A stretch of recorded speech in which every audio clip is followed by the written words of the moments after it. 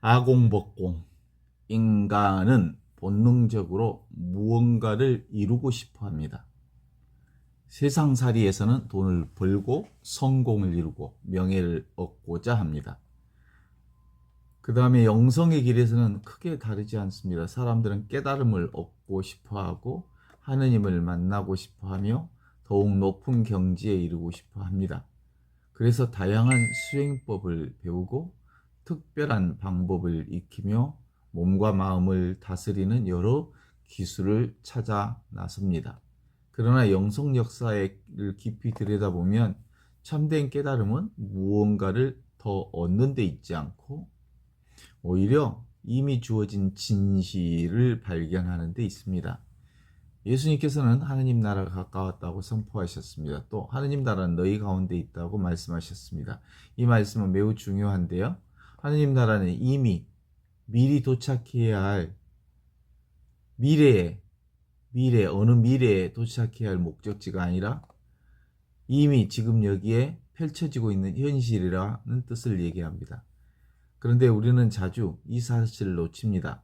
현재를 살아가지 못하고 늘 미래를 향해 달려갑니다. 언젠가 더 나은 사람이 되어야 하고, 언젠가 더 깊은 영성을 얻어야 하고, 언젠가 하느님을 만나야 한다고 생각합니다. 그 결과 현재는 준비 기간이 되고, 미래는 목적이 되고 맙니다. 그러나 미래는 언제나 오지 않습니다. 내일이 오면 또 다른 오늘일 뿐입니다. 언젠가 만족하려는 사람은 영원히 만족할 수 없습니다. 왜냐하면 만족을 미래에 두는 순간 현재는 늘 부족 상태로 남기 때문입니다. 그것은 세속적 욕망 속에서도 마찬가지입니다. 수행의 세계에서도 마찬가지입니다. 그래서 선종의 큰 스님들은 수행을 통해 깨달음을 얻겠다는 생각 자체를 근본적으로 의심하였습니다. 깨달음을 목표로 삼는 순간 이미 깨닫지 못한 내가 있고 도달해야 할 깨달음이 있으며 둘 사이를 연결하는 수행법이 생겨납니다. 그러나 이것은 철저히 이원론적 구조입니다. 나와 진리가 분리되어 있는 전제가 그 안에 숨어 있기 때문입니다. 불교에서는 이를 아공, 법공이라고 표현합니다. 나도 공하고 법도 공하다는 뜻입니다. 고정된 실체로서의 나도 없고 붙잡아야 할 어떤 법도 없다는 겁니다. 그렇다면 나와 진리 사이엔 거리도 없고 그 거리를 좁히기 위한 길도 존재하지 않습니다. 본래 떨어져 있지 않는데 무엇을 향해 갈 필요가 있겠습니까? 이러한 통찰은 하느님의 현존을 바라보는 데에서도 깊은 빛을 던져줍니다. 많은 사람들은 하느님을 먼 곳에 계신 분으로 생각합니다. 특별한 체험 속에서 만나야 하고 오랜 수행 끝에 도달해야 하며 죽은 후에야 비로소 뵐 수 있는 분처럼 여깁니다. 그러나 복음은 전혀 다른 얘기를 들려줍니다. 하느님은 멀리 계시지 않습니다. 지금 여기 이 순간에 살아계십니다. 우리의 호흡보다 더 가까이 계시고 우리의 생명보다 더 깊은 곳에 계십니다. 그런데 사람들은 이 현존을 놓친 채 특별한 체험을 찾아다닙니다. 어떤 이는 호흡을 조절하고 특별한 의식 상태를 경험하려고 합니다. 어떤 이는 몸 안에서 일어나는 감각에 특별한 의미를 부여합니다.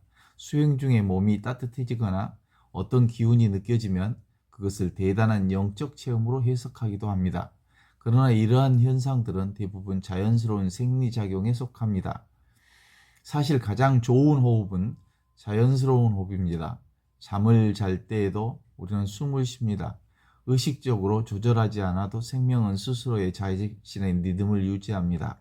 호흡은 내가 하는 것이 아니라 생명이 하는 것입니다.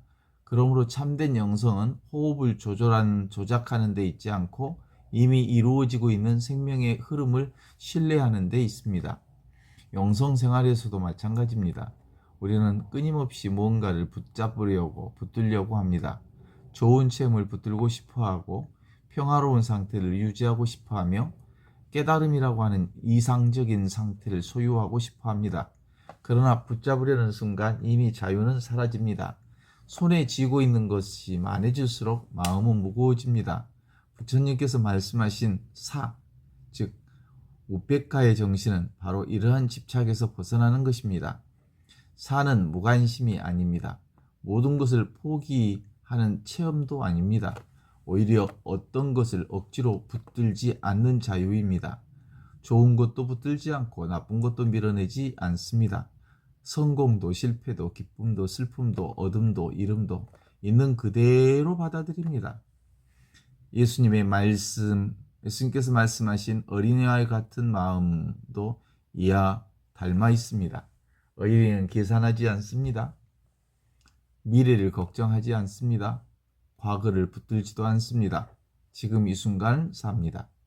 그래서 예수님께서는 어린이와 같이 되지 않으면 하느님 나라에 들어갈 수 없다고 말씀하셨지요.